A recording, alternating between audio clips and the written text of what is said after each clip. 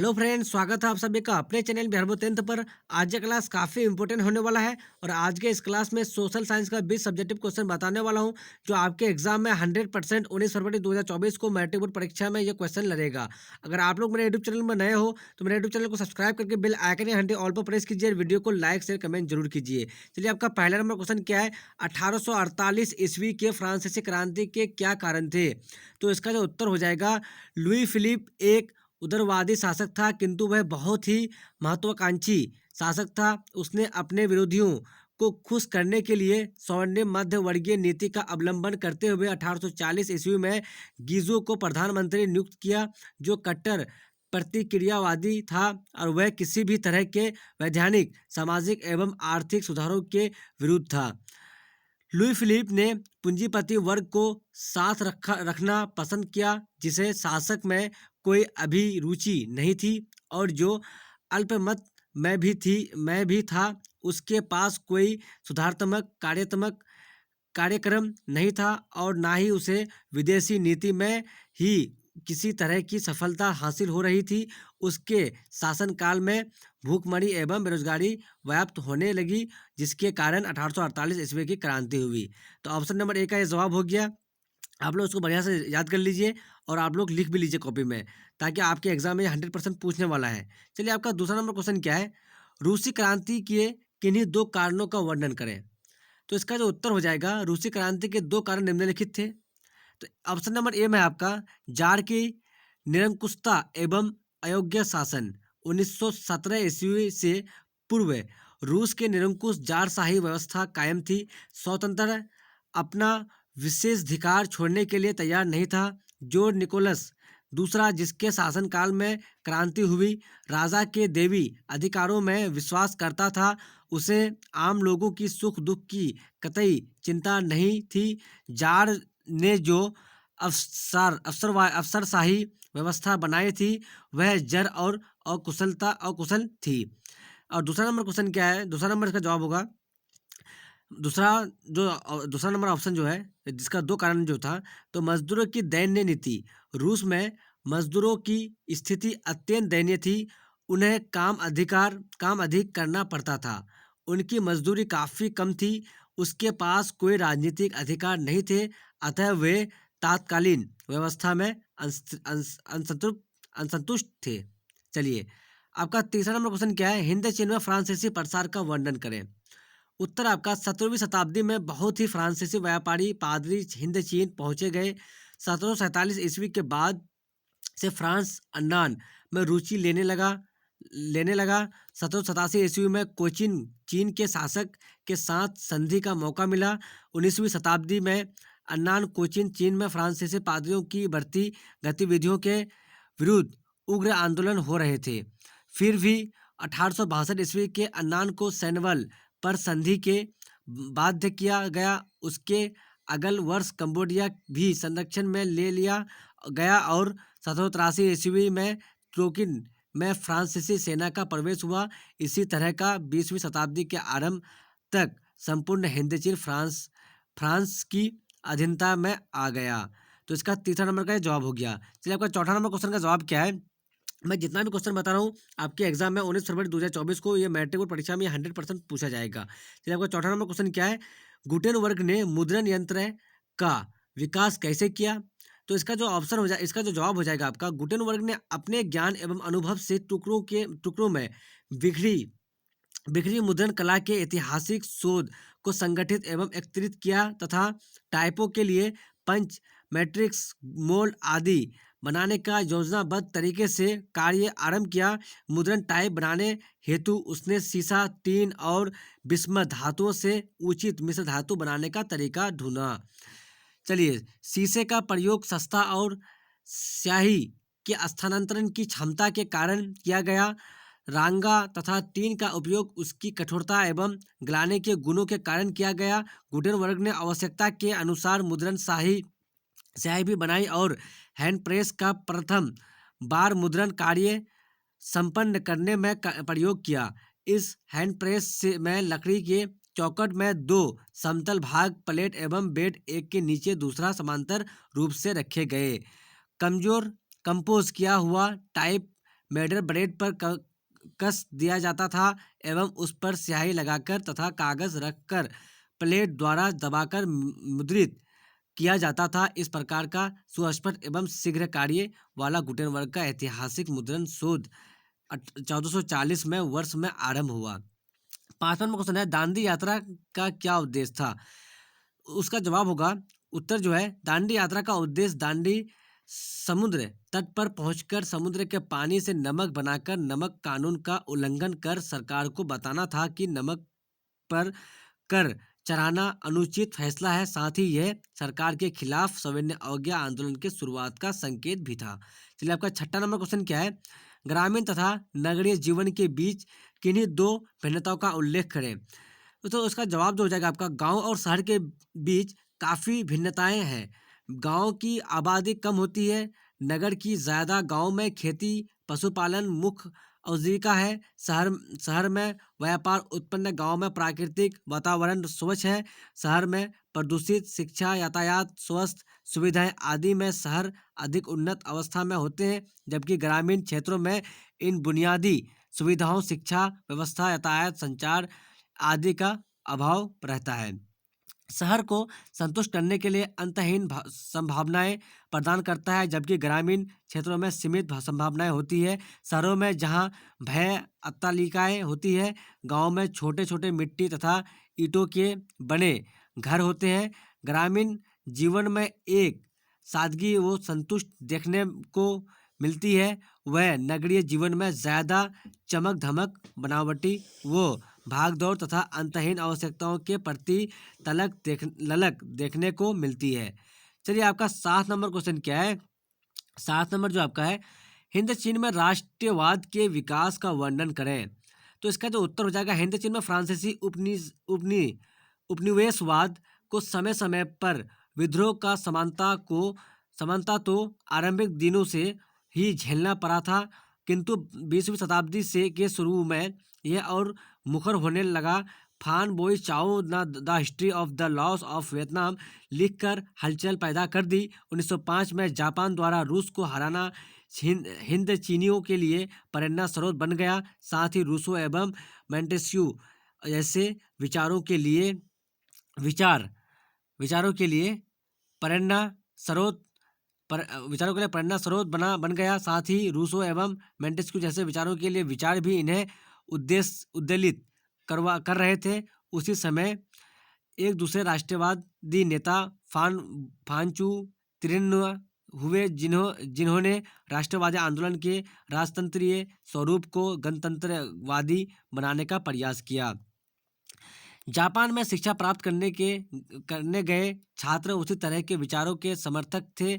सन्यात सेन नेतृत्व में चीन में सत्ता परिवर्तन ने उन्हें और बढ़ावा दिया। इन्हीं छात्रों की में वियतनाम कुबान फुक बाऊ वियतनाम मुक्ति एसोसिएशन की स्थापना की। हिंद चीन में आरंभिक राष्ट्रवाद का विकास कोचिन चीन अन्नाम टोकिन जैसे शहरों तक ही सीमित था, किंतु प्रथम विश्व युद्ध के आरंभ होने पर उन्हीं प्रदेशों के हजारों लोगों को सेना में भर्ती किया गया तथा हजारों मजदूरों को बेगार के लिए फ्रांस जाया गया।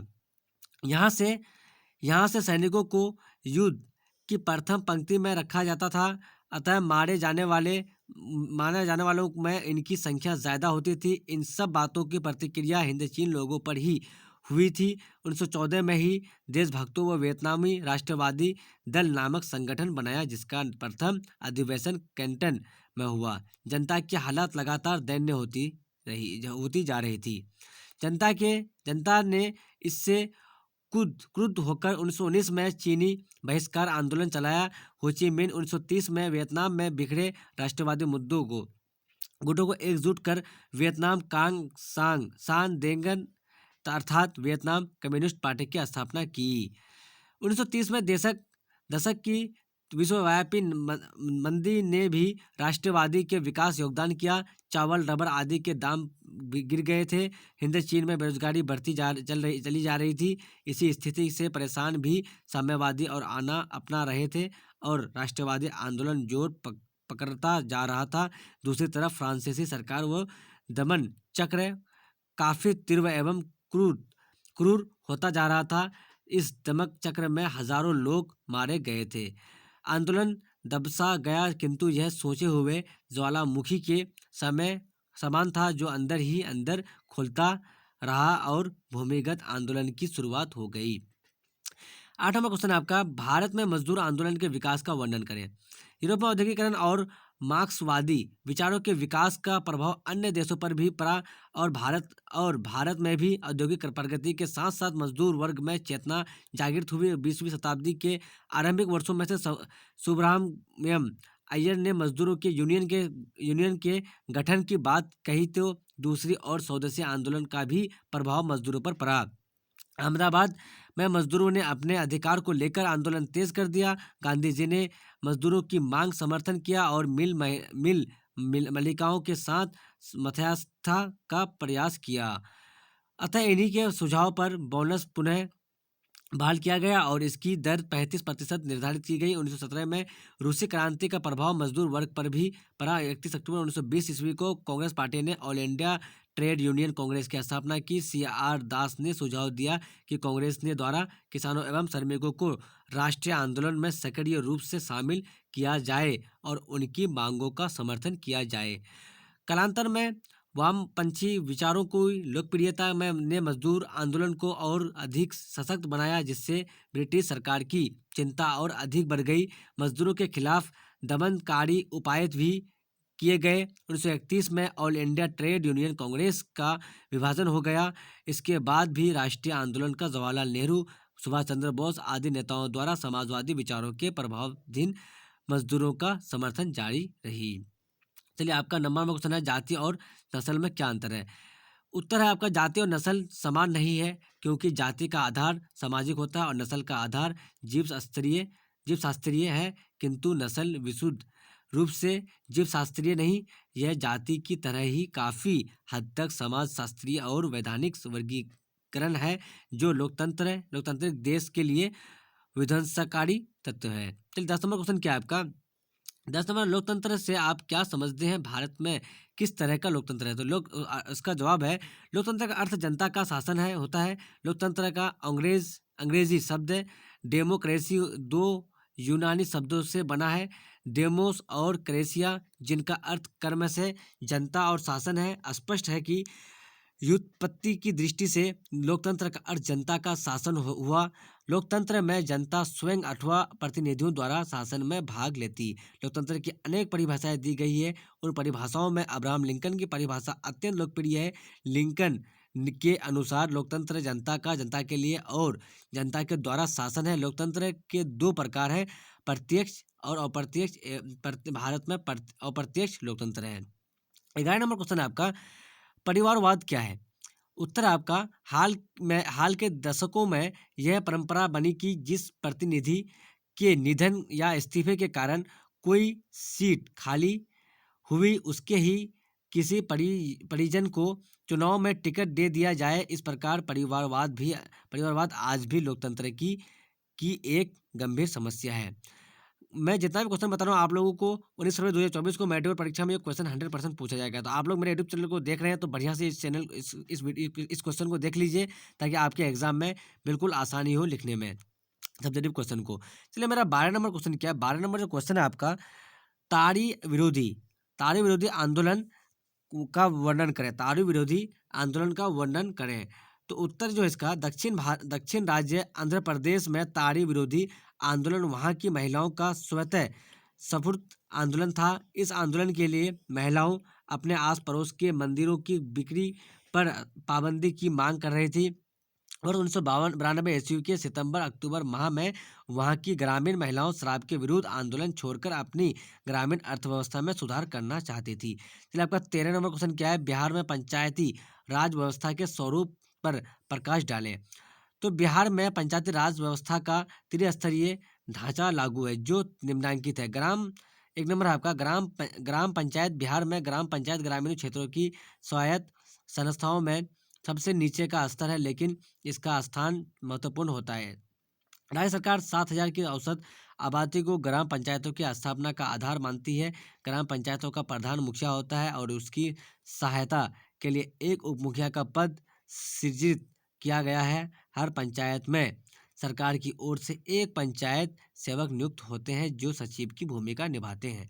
दूसरा आपका पंचायत समिति पंचायती राज व्यवस्था का दूसरा या मध्य स्तर है। वास्तव में यह ग्राम पंचायत और जिला परिषद के बीच करिए। बिहार में 5,000 की आबादी पर पंचायती समिति के एक सदस्य को चुनने का प्रावधान है। इसके अतिरिक्त पंचायत समिति के क्षेत्र के अंदर आने वाले समिति के प्रमुख चुनाव अप्रत्यक्ष रूप से किया गया है। पंचायत समिति का प्रधान अधिकारी प्रमुख होता है। यह पंचायत समिति के कार्यों को देखभाल करता है और प्रमुख ही विकास पदाधिकारी को का नियंत्रण करता है। इस तरह से आपको सारा क्वेश्चन लिख देना है। चलिए मैं उतना ही बता दिया हूँ आपको इसका। चलिए 14 नंबर का जो क्वेश्चन है आपका, लोकतंत्र किस तरह उत्तरदायी एवं वैध सरकार का गठन करता है।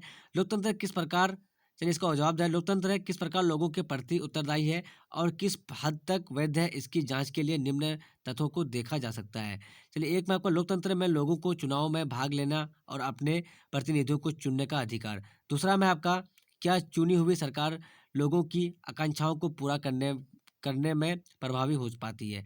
तीसरा जो है आपका, क्या सरकार द्वारा फैसले शीघ्र लिए जाते हैं और फैसले कितने कल्याणकारी होते हैं। ऊपरी सवालों के संदर्भ में लोकतंत्र की यदि मूल्यांकन करें तो हम देखते हैं कि लोग चुनाव में भाग लेते हैं, अपने प्रतिनिधियों को चुनने का कार्य करते हैं, किंतु यह देखा जाता है कि आर्थिक एवं सामाजिक दृष्टि से मजबूत लोगों का दबदबा रहता है। बावजूद इसके भी जनता की जागरूकता की वृद्धि एवं व्यापक प्रतिरोध से लगातार सुधार की संभावना बनी रहती है। उल्लेखनीय है कि शिक्षा के व्यापक प्रचार प्रसार के कारण आज लोग अपने मताधिकार का बढ़ चढ़कर उपयोग कर रहे हैं। यूँ भारतीय लोकतंत्र में ढांचागत स्वरूप में कोई बुनियादी परिवर्तन नहीं हुआ है, किंतु लोगों की लोकतंत्र की आस्था बढ़ी है। चलिए इतना ही लिख देना है इसका। इस क्वेश्चन का एक क्वेश्चन तो बहुत लंबा चौड़ा है। चलिए आपका 15 नंबर क्वेश्चन क्या है, पीयूष के द्वारा दी गई राष्ट्रीय आय की परिभाषा लिखिए। चलिए उत्तर जो इसका, पीयूष ने राष्ट्रीय आय को निम्नलिखित प्रकार से परिभाषित किया है। राष्ट्रीय लाभांश की समाज की वस्तुनिष्ठ अथवा भौतिक आय का वह भाग है जिसमें विदेशी से प्राप्त आय भी सम्मिलित होती है और जिसे मुद्रा के रूप में माप हो सकती है। चलिए 16 नंबर क्वेश्चन क्या है आपका, वस्तु विनिमय प्रणाली क्या है। इसका उत्तर आपका, वस्तु विनिमय प्रणाली उस प्रणाली को कहा जाता है जिसमें एक वस्तु के बदले में दूसरी वस्तु आदान प्रदान होता है। दूसरे शब्दों में, किसी एक वस्तु का किसी दूसरी वस्तु के साथ बिना मुद्रा के प्रत्यक्ष रूप से लेन देन वस्तु विनिमय प्रणाली कहलाती है। चलिए इसका आपका क्या है, उदाहरण लिए गेहूं से चावल बदलना और सब्जी से तेल बदलना आदि। 17 नंबर क्वेश्चन क्या है, विश्व व्यापार संगठन क्या है, यह कब और क्यों स्थापित किया गया।